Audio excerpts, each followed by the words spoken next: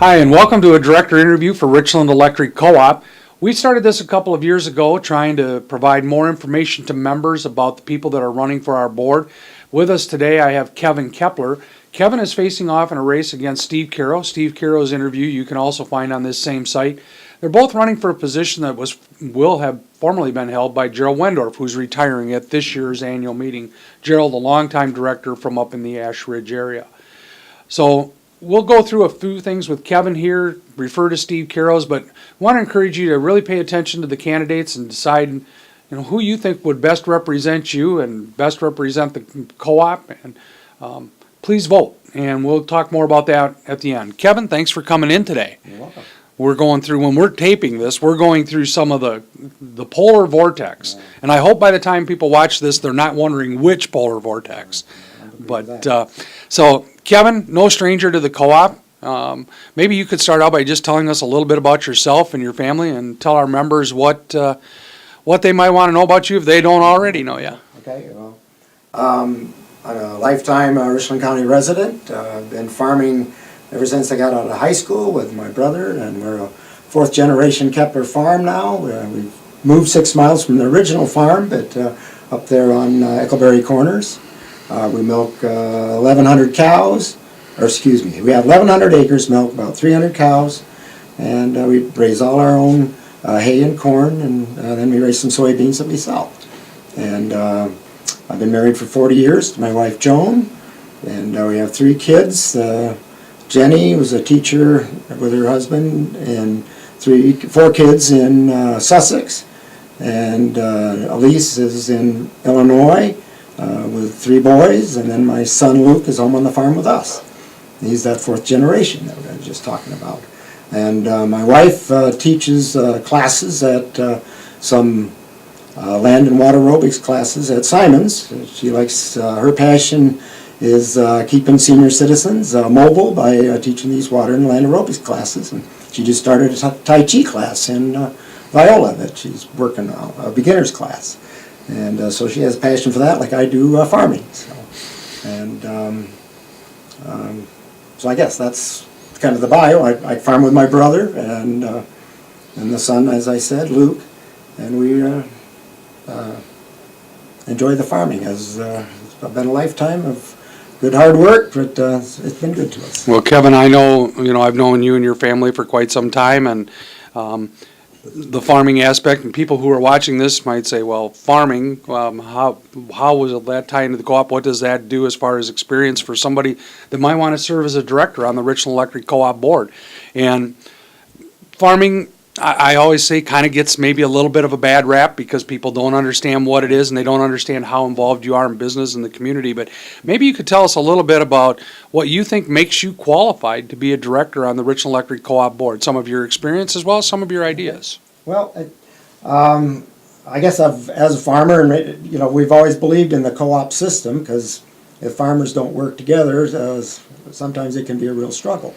And so I've enjoyed being on several boards. I was on the Land Lakes Board of Directors for 8 years, and it gave me a lot of experience. And with cooperatives, I've always enjoyed having a voice and a vote in what things and how the cooperative runs and how we provide services for the members. And so I think I would try to use that experience to help the members. And I hope I would be a good listener, and if they have concerns or things that think we should be doing at the cooperative level, I could help to bring that forward. Well, being a director is one of the most important responsibilities that we have here at the co-op. Ultimately, they hire and fire me, so that's a pretty big part of, important to me, Yep. The hiring part perhaps, Yeah. but overall, without that relationship with the members, that director position is very important. And it sounds like you've experienced that before with Land O'Lakes, and I know Trevor has done some bio stuff. I've seen your other history there, so that experience is certainly relevant. But knowing you have that experience and what it is you do, when you get a call to say, hey, Kevin, you've been nominated by the nominating committee to consider running for the Richland Electric Board of Directors, and I know your time and your schedule and the work that you do. What makes you say, hey, this is something that I would like to do, and I think this is why I would like to do it? Well, electricity is important to us on the dairy farm as well as everybody in the community, and I know you've probably had several sleepless nights just lately with this cold weather and all that, because I don't know how many thousand customers you have, but boy, it sure is nice when when you flip the switch that light comes on. It is.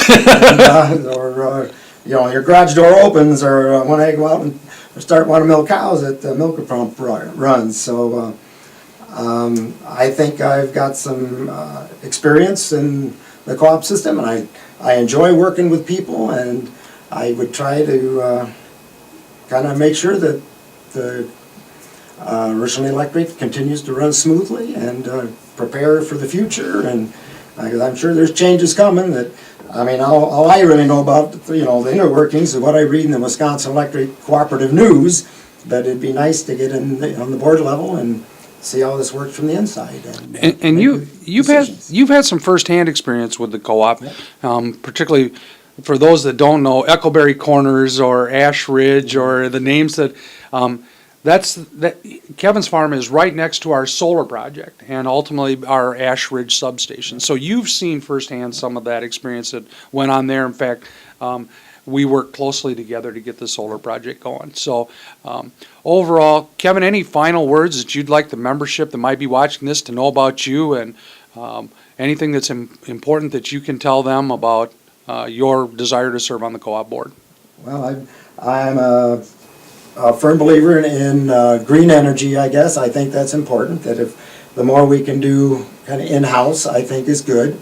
And so I would like to see that continue, and whether it's, I'm not sure wind energy is in the future or not, but solar is definitely a part of what Richland Electric is doing in Dairyland Power. So I just hope that we can continue to make the good, wise decisions if I do get elected, and things will just continue. The Richland Electric will just run smooth. So. Well, I hope that's certainly the case, and I wish you good luck in your election. Just to wrap up here, I finish all of these interviews by just simply telling members to pay attention to this. This is really important. The director position is by and far the most responsible position necessary here at the co-op. And it's important that you as a member carry out your part of being a co-op member, and that's by casting your ballot. And I have to say this, follow the instructions on casting the ballot. It's hard to believe you can cast a ballot the wrong way, but indeed you can according to state law. You must sign the outside envelope, the envelope on the outside. You get 2 envelopes, one to mail it back in, one to put your ballot in. Just get your name signed on one of them and your vote will get counted. But if you don't make any other marks on that ballot besides voting and signing your name, you'll be in great shape. And it's not a hard process. Just read these directions and send them in. It doesn't even cost you a stamp. We make sure that you can send it free of charge. So take a look at that.